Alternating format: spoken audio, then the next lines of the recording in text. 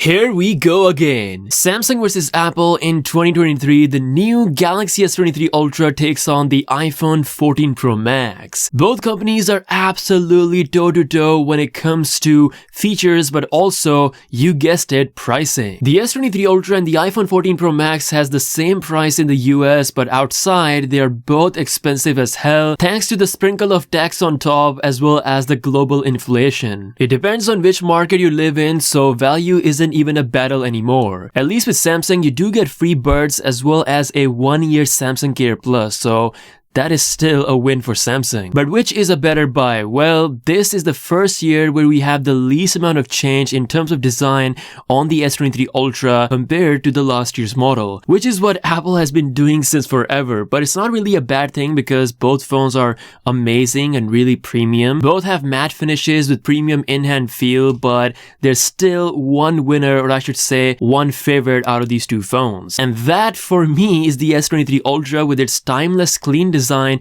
especially on the front. When you look at that punch hole, it is just 1000 times cleaner than Apple's big dynamic notch. Yes, it's a cool software implementation, but after using this phone for a few months, it's really nothing special and that much different compared to the notch. Samsung is the only company in the world that still has a built-in S Pen on their flagship phone, which you can use to draw or write, and also it has one of the most underrated features which are incredibly useful, aka the reverse wireless charging, which we still don't see on the iPhone 14 Pro Max. Any company can make premium phones in 2023, but it's just that extra that Samsung does, which makes this, in my opinion, kind of a better winner in this category. And let's not forget, Samsung already has USB-C that supports much faster read and write speeds than iPhone 14 Pro Max's outdated USB 2.0 Lightning port. Apple is switching to USB-C in the future. Now, surprisingly, the iPhone for the first time beats Samsung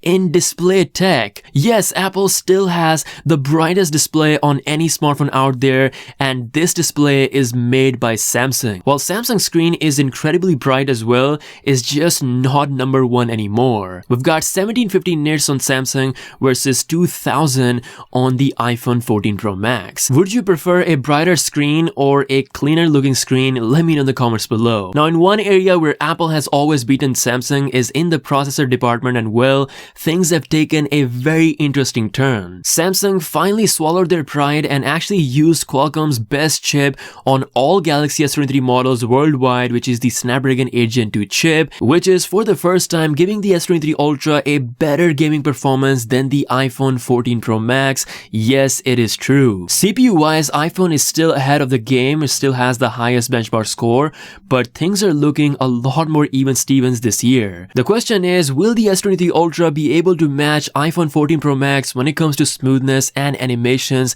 in real life? Well, we'll be testing that out very soon. Now, these phones are not just phones anymore, they're actually cameras that are also phones, so it's kind of like other way around, with both companies trying to outperform each other. And well, this year the competition is insanely competitive. Samsung brings more megapixels than the sun to the S23 Ultra, where we have 200 megapixels versus the 48 megapixel sensor on the iPhone 14 Pro Max. Not just that, Samsung allows you to take 50 megapixel photos as well as 12 megapixel photos in JPEG and in RAW mode, while Apple can only do that in RAW format. Unlike Apple, Samsung also allows you to take expert RAW photos that gives you control by changing ISO, white balance, and even shutter speeds. You also get a pro video mode along with the auto hyperlapse mode to take sky night shots. Like, this is the most feature-packed camera that Samsung has ever made on their flagship phone, which clearly beats out Apple when it comes to just looking at features. And not to forget, Samsung's impressive long-range zoom that extends up to 100 times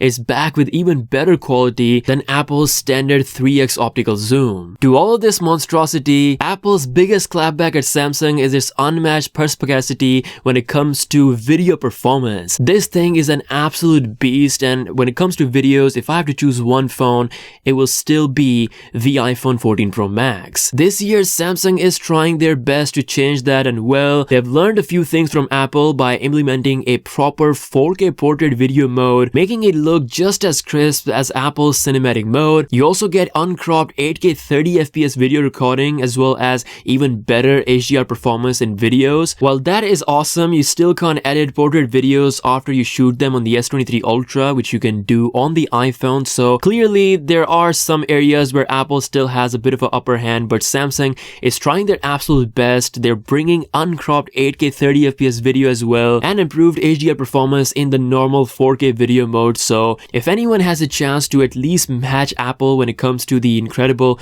video performance, that is Samsung. Now another key area which is going to be the deciding factor for a lot of people is battery. Apple is the goat of battery life, beating out all the competition with incredible efficiency that is yet to be defeated. And well, Samsung legit has a chance to actually turn things around with the S23 Ultra thanks to the new Snapdragon 8 Gen 2 chip. They're claiming that both S23 Plus and the S23 Ultra can have 1 day plus battery life, adding at least an extra hour or two of battery life over the Galaxy S22 Ultra. If that is indeed true, then Samsung has a legit chance of proving to the world that they can actually beat Apple and take their battery crown back. Again, we'll be doing the battery drain test, so make sure you subscribe. Now lastly, let's talk about software. iOS 16 on the iPhone 14 Pro Max versus the One UI 5.1 based Android 13 on the Galaxy S23 Ultra. Both of these UIs are very similar in some ways and very different in other aspects. Both have incredible lock screen customization to app drawers to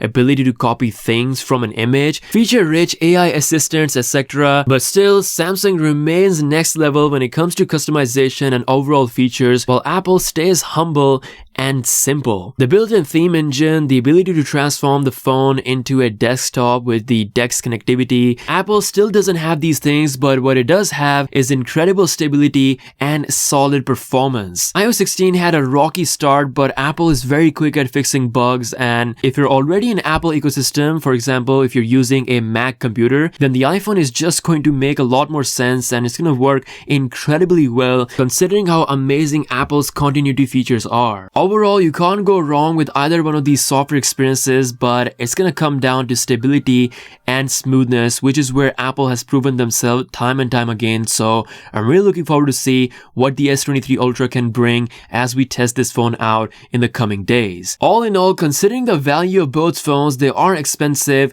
with Samsung giving you some free stuff like the Buds and the free Samsung Care. Now finally, with the new Snapdragon 8 Gen 2 and the latest optimizations that Samsung is talking about with the big battery life promise, the S23 Ultra can indeed be a real problem for Apple this year. But let me know what you think in the comment section below. Do you think S23 Ultra surpasses Apple, or you think iPhone is still the king? Drop your thoughts. With that being said, I'll see you guys later. Peace out.